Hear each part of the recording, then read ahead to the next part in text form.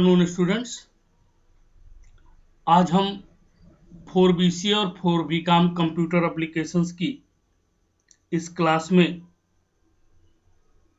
System analysis and design अर्थात set के अंतर्गत होटल मैनेजमेंट सिस्टम की केस स्टडी को सॉल्व करेंगे। लास्ट की 2 क्लासों में हम लोगों ने लाइब्रेरी मैनेजमेंट सिस्टम की केस स्टडी सॉल्व किया था। आज हम होटल मैनेजमेंट सिस्टम की केस स्टडी को सॉल्व करने जा रहे हैं। तो देखिए, केस स्टडी पार्ट फर्स्ट, क्योंकि इसको मैंने 2 पार्ट्स में डिवाइड किया है। पार्ट फर्स्ट में total introductory parts, hardware software requirements और लाइफ साइकिल्स, उसकी सिस्टम डिजाइनिंग कैसी होगी, तो इसको देखेंगे। और सेकेंड पार्ट्स में इसका लेटर का पार्ट देखेंगे। तो case study part first, hotel management system. सबसे पहले इंट्रोडक्शन। तो hotel management system operates a global online hotel reservation system for business and leisure travels. मतलब जो ट्रेवलर्स होते हैं, एक जगह से दूसरी जगह जाने वाले या बिजनेस रिलेटेड वर्क करने वाले होते हैं, तो हम ग्लोबल कहीं पर भी होटल को बुक कर सकते हैं।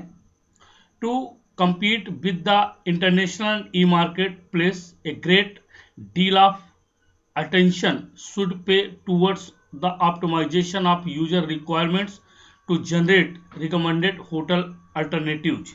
मतलब इसके अंतर्गत हम लोग नेशनल और इंटरनेशनल दोनों मार्केट्स में होटल मैनेजमेंट की यूजर्स की रिक्वायरमेंट्स को पूरा करने की पूरी कोशिश करते हैं। In general sense, hotel management is the way of maintaining different activities of a hotel, where a number of staffs are engaged to perform a number of these activities। मतलब होटल मैनेजमेंट सिस्टम के अंतर्गत जो हम maintain करेंगे उसमें कई सारा staff है और उनकी एक्टिविटीज क्या क्या होती है, सब चीज़ें हम इसके अंतर्गत देखेंगे। At first let us take a glance to an ordinary hotel. तो सबसे पहले हम एक ऑर्डिनरी, एक मतलब सिंपल होटल के क्या टास्क होते हैं, किस तरह से होता है, उसको देखते हैं। For hiring a room in this type of hotel, the client needs to meet with the receptionist to collect information of hotel facilities. इसमें क्या होता है, ऑर्डिनरी होटल में जो कस्टमर होता है वो रिसेप्शनिस्ट के पास जाता है और होटल से रिलेटेड जितनी भी जानकारियां होती हैं, रूम कैसा होगा, रूम के टाइप क्या होंगे, चार्जेस क्या होंगे, फूडिंग का क्या होगा, क्या क्या आपके पास सुविधाएं हैं, उन सारी चीज़ों की जानकारी लेते हैं। और जानकारी करने के बाद यदि वो सेटिस्फाई होते हैं तो आगे उसको बुक करते हैं, अदरवाइज वो दूसरे होटल पे चले जाते हैं। After that he is to fill up the proforma provide by the hotel authority, then he has to pay the defined amount of the money and is offered room key for his her rented room। मतलब इसके बाद वो क्या करते हैं, अगर उनको पसंद आता है, वो उनकी सुविधाओं से सेटिस्फाई हो जाते हैं, तो होटल मैनेजमेंट के द्वारा प्रोवाइड किए गए एक फॉर्म या प्रोफार्मा जो भी कहें उसको फिल करता है और जितना अमाउंट्स होटल स्टाफ बताता है या उन दोनों के बीच जो अंडरस्टैंडिंग से अमाउंट्स सेट होता है, उस अमाउंट को पे करता है और अपने रूम की की लेकर वो पर्टिकुलर रूम पर चला जाता है। He sees is then finish the formalities a reception zone through these undergoing customs. Means वो पूरी फॉर्मेलिटीज पूरी करने के बाद वो आगे की प्रक्रिया अपने रूम में जाके करना शुरू किया करता है। But client always wants greater privacy and reliable security. लेकिन होटल मैनेजमेंट सिस्टम की एक सबसे बड़ी जो खूबी है, उसमें क्लाइंट क्या चाहता है, प्राइवेसी चाहता है और रिलायबल चाहता है, रिलायबल सिक्योरिटी। मतलब प्राइवेसी भी होनी चाहिए और सिक्योरिटी वो भरोसेमंद होनी चाहिए। Developed an intelligent e market place for the tourism based on a fuzzy to serve the customer who wants to travel but has no idea about the accommodation. कभी कभी ऐसा होता है कि कोई कस्टमर या ट्रेवल कर रहा है लेकिन उसको रहने के लिए उचित साधन या उसके बारे में कोई आइडिया नहीं होता। तो this system is global in the sense that anyone can use this to find the appropriate hotel according to his her affordable means इस सिस्टम जो हम केस स्टडी करने जा रहे हैं होटल मैनेजमेंट सिस्टम की, इसमें उसको सारी मतलब ग्लोबल मतलब ओवरऑल वर्ड्स नेशनल या इंटरनेशनल दोनों लेवल्स में उसको वो सारी सुविधाएं उसको कंपैरिजन एक जगह बैठे बैठे ही मिल जाएंगी। उसको इधर उधर भटकने की जरूरत नहीं, ना रिसेप्शनिस्ट के पास जाने की जरूरत है। वो एक ही जगह पर बैठकर वो सारी चीजों को सिक्योर कर सकता है। The details of the hotel management system including the franchising, casinos, health spa, payroll, credit, accounting, control, etc are will described in. मतलब इस जो केस स्टडी है इसमें हम पूरी डिटेल्स जैसे फ्रेंचाइजी उस होटल की किस होटल की फ्रेंचाइजी है, कहाँ पर है, कैसीनो है कि नहीं है, हेल्थ स्पा है कि नहीं है, पेरोल का क्या होगा, क्रेडिट कैसे करेंगे, अकाउंटिंग कंट्रोल कैसे होता है एंड सो ऑन, इन सब चीज़ों का डिस्क्रिप्शन हम इसके अंतर्गत प्रोवाइड करेंगे। तो सबसे पहले हमारा ऑब्जेक्टिव क्या होता है किसी होटल मैनेजमेंट सिस्टम को डिजाइन करने या उसका ऑब्जेक्टिव मेन क्या है। तो during the past several decades personnel function has been transferred from a relatively obscure record keeping staff to central and top level management function। मतलब हमने पीछे के अगर अपने इतिहास को देखें, पिछले अपने एक्सपीरियंस को देखें तो हमें कई सारी चीज़ें ऐसी मिलेंगी जो हमें उन रिकॉर्ड्स को मेंटेन करने में हमारी मदद करते हैं। There are many factors that have influenced this transformation like technological advances, professionalism and general recognition of human being as most important resources. मतलब इसके अंतर्गत हम प्रोफेशनल हैं, टेक्नोलॉजिकली के रूप में एडवांस है और जनरल रिकॉग्निशन है, और जो लोगों की आवश्यकता है उन आवश्यकताओं को पूरा करने की, उनकी सुविधाओं को पूरा करने की जिम्मेवारी हमारी होती है। तो एक computer based management system is design to the handle all the primary information required to calculate monthly statements. मतलब इस केस स्टडी के अंतर्गत हम जो होटल मैनेजमेंट सिस्टम को कंप्यूटर बेस्ड किया हुआ है, ऑनलाइन सिस्टम है चूंकि, तो हम इसके साथ मंथली स्टेटमेंट्स को भी कैलकुलेट कर सकते हैं। Separate database is maintain to handle all the details required for correct statement calculation and generation. मतलब इसमें जो भी डेटाबेस से रिलेटेड जानकारियां हैं उनको हम आसानी से हैंडल कर सकते हैं। This project intends to introduce more user friendliness in the various activities such as record updation, maintenance and searching. ये एक्चुअल में जो हमारी केस स्टडी है प्रोजेक्ट की होटल मैनेजमेंट सिस्टम की, ये यूजर फ्रेंडली है क्योंकि कई सारी ऐसी एक्टिविटीज होती हैं कि गलती से कोई इन्फॉर्मेशन चली जाती है तो उसको हम अपडेट भी कर सकते हैं, मेंटेन कर सकते हैं, और इसके पहले क्या हम उसमें सर्चिंग के बारे में कोई भी जानकारी अगर ऐसी करना चाहते हैं तो हम कर सकते हैं। The searching of record has been made up quite simple as all the details of the customer can be obtained by simply keying in the identifications of that customer। Means customer के according हम उसमें जो भी searching के criteria है उनको बिल्कुल easy बनाया हुआ है, और इजी है ताकि कस्टमर को किसी भी प्रकार से सर्चिंग करने में समस्याएं ना हो।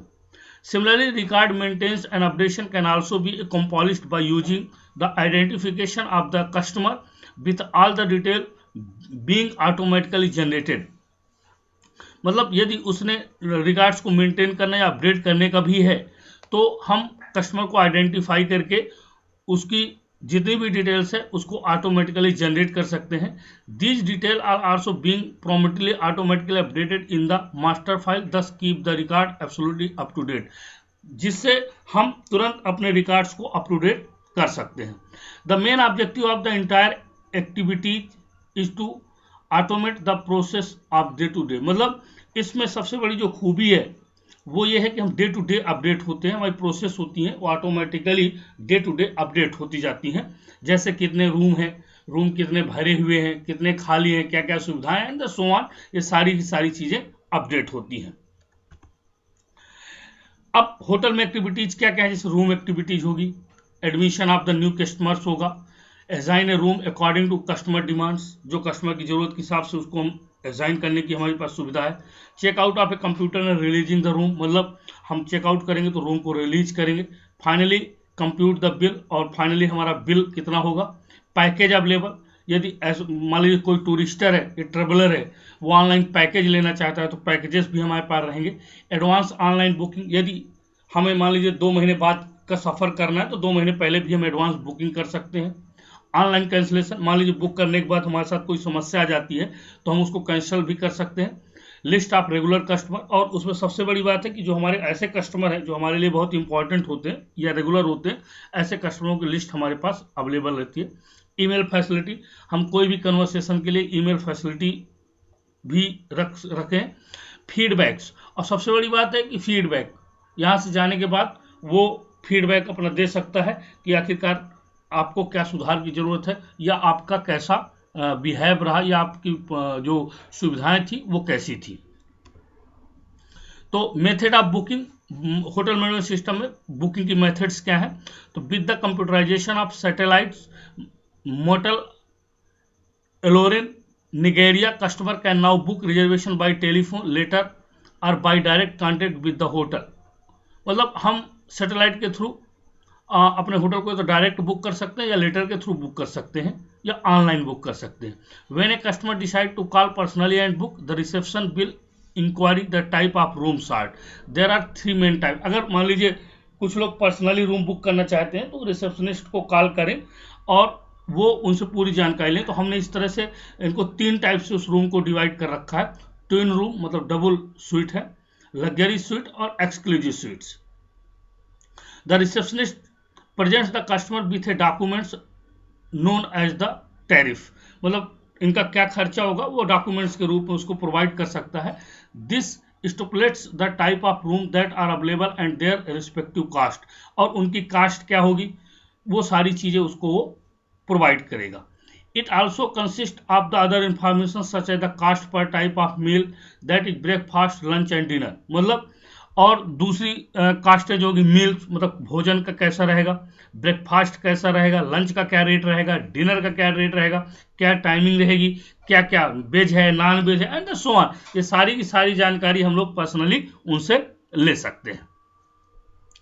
When the customer has decided on the room desired, he then collect and fill the guest registration card, मतलब अगर वो सेटिस्फाई हो गया है तो जैसे हम नॉर्मली वहाँ फॉर्म भरते थे तो यहाँ पर एक गेस्ट रजिस्ट्रेशन कार्ड है, उसको कलेक्ट करके वो फिल करके उनको प्रोवाइड कर देगा।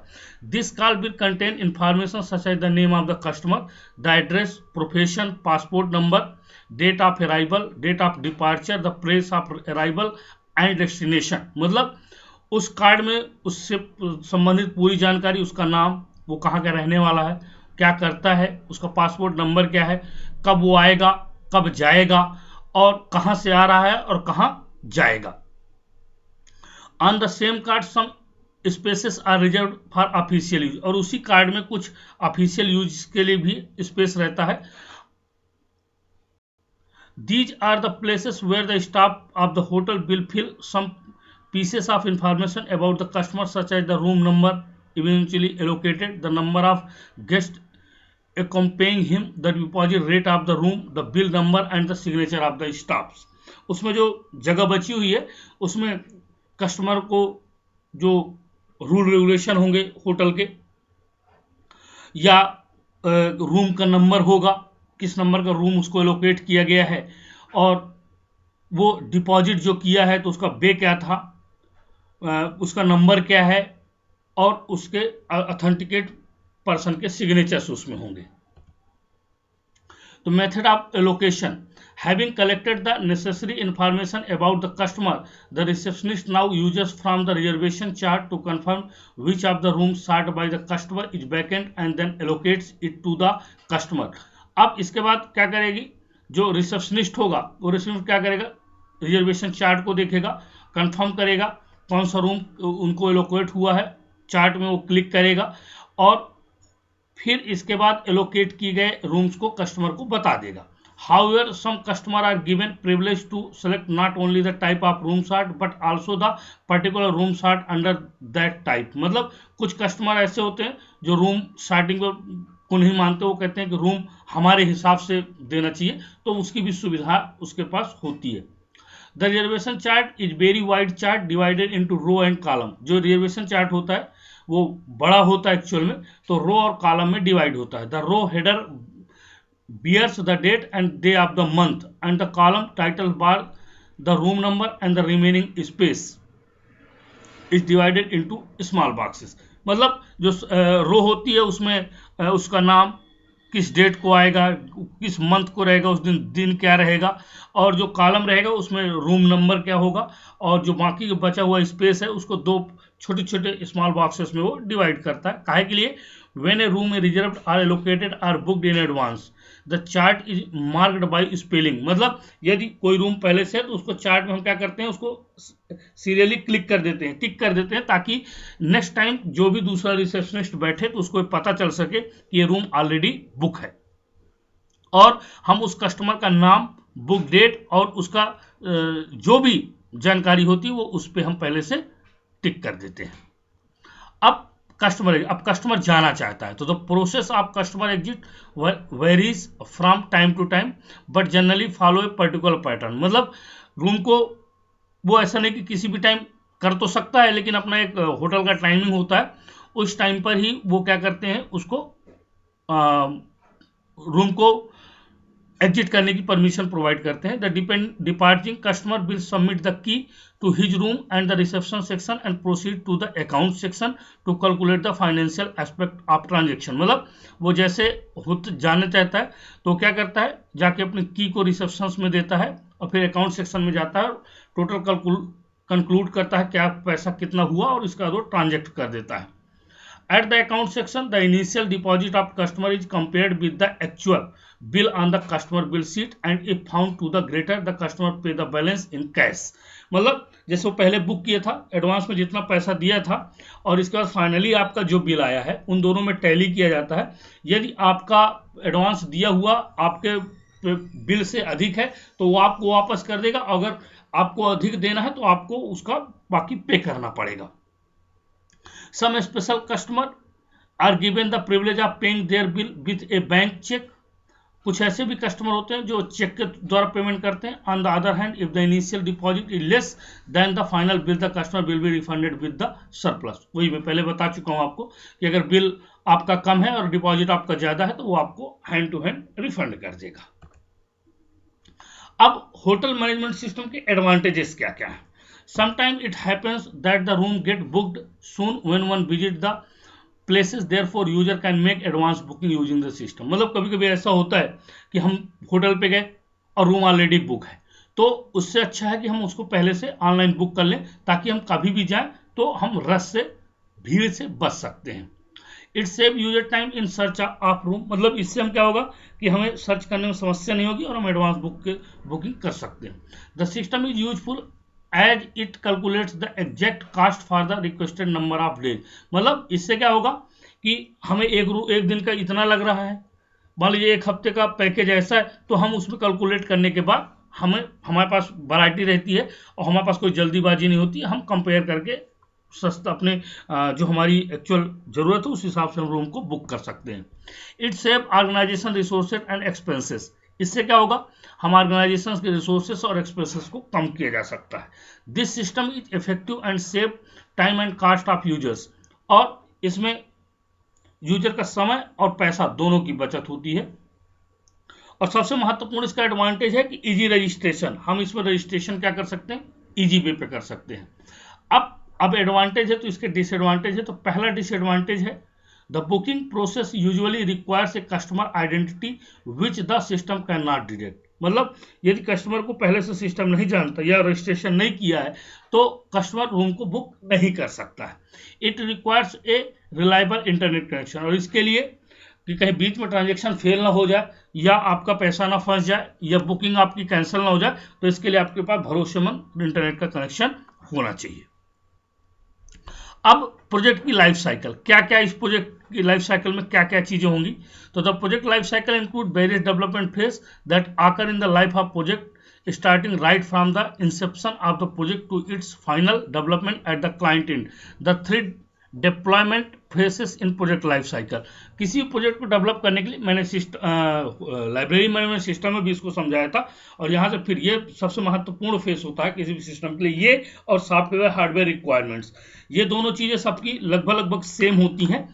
तो हम यहाँ पर ये देखते हैं कि आखिरकार लाइफ साइकिल में इसमें होता क्या क्या है। तो सबसे पहला होता है प्रोजेक्ट इनिशिएशन, दूसरा होता है प्रोजेक्ट एग्जीक्यूशन और तीसरा होता है प्रोजेक्ट डेवलपमेंट। तो सबसे पहले project initiation. The project initiation phase is first phase of life cycle. ये लाइफ साइकिल का सबसे पहला फेज होता है।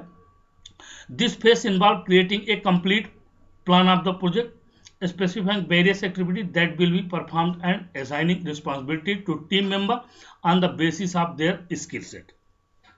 इसके अंतर्गत हमारी टीम में कौन आदमी कौन सा काम करना चाहता है या कौन आदमी किस पे स्पेशलिस्ट है, ये सारी की सारी जानकारी पूरी जो कंडीशंस होती हैं उनको अप्लाई करने के बाद हम उनको उनकी रिस्पॉन्सिबिलिटी प्रोवाइड कर देते हैं या असाइन कर देते हैं। फिर दूसरा होता है प्रोजेक्ट एग्जीक्यूशन।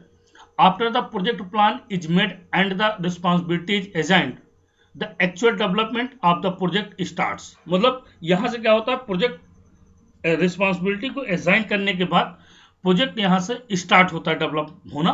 तो the phase is which the actual development of the project takes place is known as the project execution phase.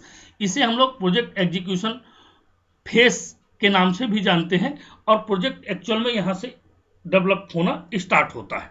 तो this is the most crucial phase of any project and is subdivided in the following phases. ये किसी भी project के लिए उसकी case study करते समय सबसे महत्वपूर्ण फेज है कि इसको किस तरह से हमें काम करना है, लेकिन इसको हमने कुछ पार्ट्स में डिवाइड कर रखा है। पहला है सिस्टम एनालिसिस। तो सिस्टम एनालिसिस में इनिशियल स्टडी, मतलब इनिशियल स्टडी क्या क्या होनी चाहिए। दूसरा इंफॉर्मेशन गैदरिंग, इंफॉर्मेशन कहाँ से कैसा आना चाहिए। इनिशियल स्टडी मैं आप लोगों को लाइब्रेरी मैनेजमेंट सिस्टम में बता चुका हूँ, ये वही होगा, कुछ दूसरा नहीं होगा। इंफॉर्मेशन गैदरिंग क्या कैसे होती है ये भी मैं आपको उसमें बता चुका हूँ। फिजिबिलिटी स्टडी, फिजिबिलिटी स्टडी भी हम लोग उसमें पढ़ चुके हैं कि कैसे किस तरह से क्या टाइमिंग होगी, कितनी कास्ट होगी और किस इम्प्लीमेंटेशन के समय कितना समय लगेगा। ये सारी चीजें सिस्टम एनालिसिस के अंतर्गत आती हैं। दूसरा होता है सिस्टम डिजाइन। तो डिजाइन स्टैंडर्ड, आपके डिजाइनिंग का स्टैंडर्ड क्या होगा। High level design and design tools, कौन कौन से टूल्स उसको डिजाइन करने के लिए लगेंगे। डेटाबेस डिजाइन, डेटाबेस कैसे डिजाइन होगा, कौन कौन सी टेबल लगेंगी, किन टेबल्स में कितने डेटा कॉलम मीन्स कितने रिकॉर्ड्स होंगे, ये सारी चीजें डेटाबेस डिजाइनिंग के अंतर्गत आएंगी। इसके बाद लॉजिकल डिजाइन, मतलब प्रोग्राम को कोडिंग कैसे करेंगे। और लास्ट में कंस्ट्रक्शन, मतलब जैसे लोगो बनाना, टाइटल सेट करना, हेडर सेट करना, फूटर सेट करना, ठीक है। तो ये सारी सब मेनू डिजाइन करना, ये सब कंस्ट्रक्शन के अंतर्गत आता है। और तीसरा होता है सिस्टम इम्प्लीमेंटेशन। तो इसके अंतर्गत इंटीग्रेटर एंड टेस्टिंग, मतलब इंटीग्रेशन कैसे कर सकते हैं, टेस्टिंग, और फिर इसके बाद पोस्ट इम्प्लीमेंटेशन। पोस्ट इम्प्लीमेंटेशन के बाद कौन कौन सी प्रॉब्लम्स आएंगी उसको यहाँ पर रखा जाता है। अब प्रोजेक्ट डेवलपमेंट। तो प्रोजेक्ट को after the project execution phase, the final phase of the project life cycle is the project development phase. In this phase, the deployment at the client side. This phase also involves the providing customer support to the client for some specified period of time। मतलब इसके अंतर्गत project development के अंतर्गत क्या क्या चीजें होती हैं कि हम पूरी इंफॉर्मेशन गैदर करने के बाद क्लाइंट के अनुसार उसकी जरूरत के हिसाब से प्रोजेक्ट को डेवलप करते हैं। उसमें कितना टाइम लगेगा, कस्टमर को क्या क्या सपोर्ट चाहिए, और उसके स्पेसिफिक पीरियड ऑफ टाइम में हम उसको प्रोवाइड करेंगे। When project is built in में possible remain error less of more because several type of modification can take place several times. मतलब इसमें हम क्या करते हैं कि जो मॉडिफिकेशंस होते हैं, जो एरर छोटी मोटी एरर्स आती हैं, उनको हम दूर करने का काम करते हैं। So for the very first time when we run the database website we found few problems in tool portion. मतलब हम जब फर्स्ट टाइम किसी प्रोजेक्ट को रन कर रहे होते हैं तो हमें ऐसा नहीं कि कुछ ना कुछ प्रॉब्लम्स नहीं आती हैं, तो हम क्या करते हैं, we fixed this problem including some minor problems immediately and afterwards the application run properly. और उनको हम वहीं पर क्या करते हैं, दूर करते हैं और इसके बाद उस प्रोजेक्ट को प्रॉपर्ली रन करने के लिए दे देते हैं। हार्डवेयर एंड सॉफ्टवेयर रिक्वायरमेंट, तो ये किसी के लिए भी सेम ही है। आपका मिनिमम रिक्वायरमेंट यहाँ दिया हुआ है, मैक्सिमम आपके सिस्टम पे जो भी हो। तो सबसे पहले सॉफ्टवेयर रिक्वायरमेंट, कोई भी ऑपरेटिंग सिस्टम आपके पास होना चाहिए और आपका इंटरनेट एक्सप्लोरर होना चाहिए, क्योंकि हम ऑनलाइन प्रोजेक्ट पर काम कर रहे हैं, ऑनलाइन केस स्टडी पढ़ रहे हैं होटल मैनेजमेंट सिस्टम की। कंपोनेंट हार्डवेयर के कंपोनेंट मिनिमम मैक्सिमम, मतलब मिनिमम से मैक्सिमम की ओर जा रहे हैं।